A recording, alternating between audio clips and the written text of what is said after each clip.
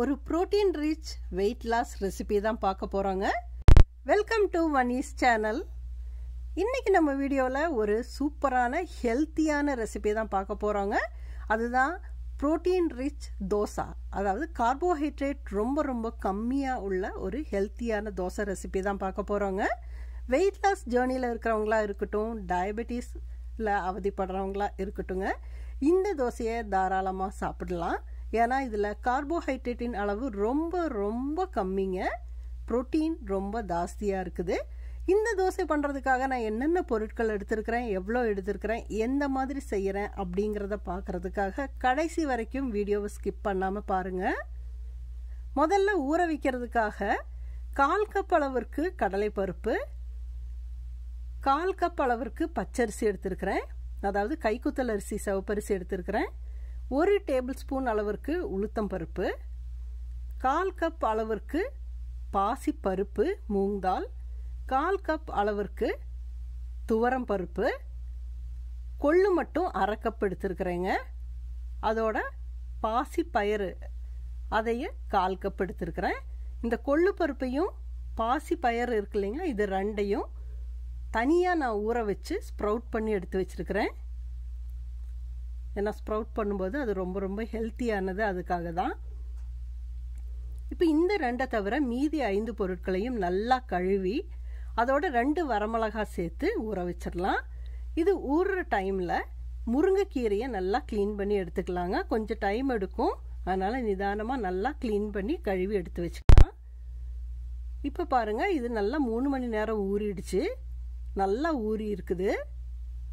இதில் இருக்கிற தண்ணியை கொஞ்சமாக நம்ம வடித்து எடுத்துக்கலாம், அப்புறம் வேணால் சேர்த்துக்கலாம். இப்போ இதோட நம்ம ஏற்கனவே ஸ்ப்ரவுட் பண்ணி வச்சுருக்கோம் இல்லைங்களா, அந்த பாசி பயிறு அதாவது கிரீன் கிராமையும் கொள்ளுப்பருப்பு 1/2 கிராம் இது ரெண்டையும் சேர்த்துக்கலாம். கொள்ளுப்பருப்பு இந்த கப்பில் பார்த்தீங்கன்னா 1 கப் இருக்குது. நான் எடுக்கும்போது சொல்லியிருக்கிறேன் ஏற்கனவே 1/2 கப், மீதி எல்லாமே 1/4 கப், கொள்ளுப்பருப்பு மட்டும் 1/2 கப் எடுத்துருக்கிறேன். இதோட ஒரு சின்ன துண்டு இஞ்சி, 2 பல் பூண்டையும் சேர்த்துக்கலாங்க. இதை நல்லா அரைச்சி எடுத்துக்க போகிறோம். ரொம்ப நைஸாக மாவு மாதிரி அரைக்க வேண்டாம், கொஞ்சம் ஒரு கொரகொரப்பாக அரைச்சி எடுத்துக்கலாம். இப்போ இதை ஒரு பவுலில் சேர்த்தாச்சு. இதோட தேவையான அளவு உப்பு ஆட் பண்ணிக்கலாங்க. கொஞ்சமாக ஜீரகம் நீங்கள் அரைக்கும் போதே கூட போட்டிருக்கலாம். இதோட 1-2 தட்டின பெப்பர் அதாவது குருமிளகு, கொஞ்சமாக மஞ்சள் தூள் ஆட் பண்ணியிருக்கேன்.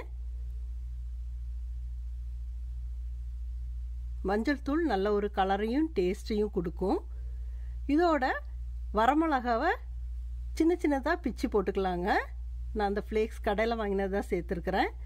கொஞ்சமாக பெருங்காயத்தூள் சேர்த்துக்கலாம். இப்போ நம்ம க்ளீன் பண்ணி எடுத்து கழுவி வச்சிருக்கிற முருங்கைக்கீரையை சேர்த்துருக்கிறேன், 1 கப் அளவுக்கு சேர்த்துக்கலாம். கொத்தமல்லி தழையை நல்லா பொடியாக கட் பண்ணது சேர்த்துக்கலாங்க. இதோட ஒரு பெரிய வெங்காயம் 1/4 கப் அளவிற்கு நல்லா பொடியாக கட் பண்ணி வச்சிருக்கிறேன், அதையும் சேர்த்துக்கலாம். ஒரு 4 to 5 கருவேப்பிலையை சின்னதாக கட் பண்ணி அதையும் மிக்ஸ் பண்ணிக்கலாம். இப்போ இது எல்லாத்தையும் சேர்த்து நல்லா கலந்துக்கலாங்க. இப்போ நம்ம மிக்ஸ் பண்ணும்போது நல்லா திக்காக இருக்குது பாருங்கள். நம்ம வடையெல்லாம் சுடுறதுக்கு எந்த பதத்தில் இருக்குமோ அந்த மாதிரி இருக்குது. இப்போ நம்ம தோசை மாதிரி ஊற்றும்போது அது கொஞ்சம் தண்ணியாக இருக்கணும், அதுக்காக கொஞ்சமாக தண்ணியை சேர்த்துக்கலாம். கொஞ்சமாக சேர்த்துக்கோங்க.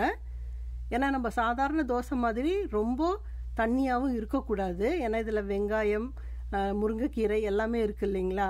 இப்போ நம்ம அந்த மாதிரி நைஸாகவும் ஊற்ற முடியாது தோசையை, கொஞ்சம் தடிமனாக தான் இருக்கும்.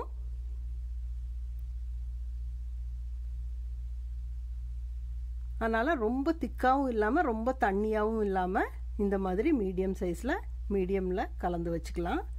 இப்போ நம்ம தோசை கல் சூடாயிடுச்சு. கல் நல்லா சூடான உடனே அடுப்பை கொஞ்சம் மிதமாக பண்ணிக்கோங்க. 1 கரண்டி மாவு ஊற்றிக்கலாம். இப்போ இதை தேய்க்கும் போது கொஞ்சம் நிதானமாக தேய்ச்சி விட்டுக்கலாங்க. ஏன்னா நிறைய இலைகள் அப்புறம் நம்ம வெங்காயம் எல்லாம் போட்டிருக்கோம் இல்லைங்களா, தோசை நிதானமாக தேய்ச்சி விட்டுக்கலாம். இது பார்க்கும்போதே தெரியும் கொஞ்சம் திக்காக தான் இருக்கும். அடுப்பு மிதமாக வச்சிருக்கிறதுனால நிதானமாக வேகட்டுங்க. இது பாருங்கள் வெந்த பகுதியெல்லாம் கலர் சேஞ்ச் ஆகுது. இப்போ மேலால் கொஞ்சமாக எண்ணெயை விட்டுக்கலாம்.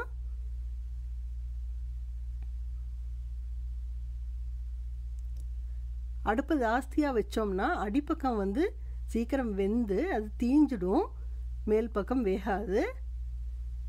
மிதமாக வைக்கும்போது அடிப்பக்கமும் நல்லா வெந்துடும், மேல் பக்கமும் நல்லா வெந்து வரும். இப்போ இதை மெதுவாக திருப்பி போட்டுக்கலாம். பாருங்கள், இப்போ திருப்பி போட்டப்போ தெரியுது அடிப்பக்கம் நல்லா வெந்திருக்கு, முறுமுறுன்னு ஆயிருக்குது. பாருங்கள், கலர் நல்லா பொன்னிறமாக வந்திருக்கு. லேசாக அழுத்தி விட்டுக்கலாங்க.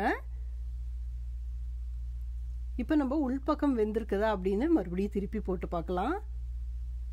பாருங்கள், இந்த பக்கமும் கீரையோட எவ்வளோ அருமையாக வெந்திருக்குன்னு.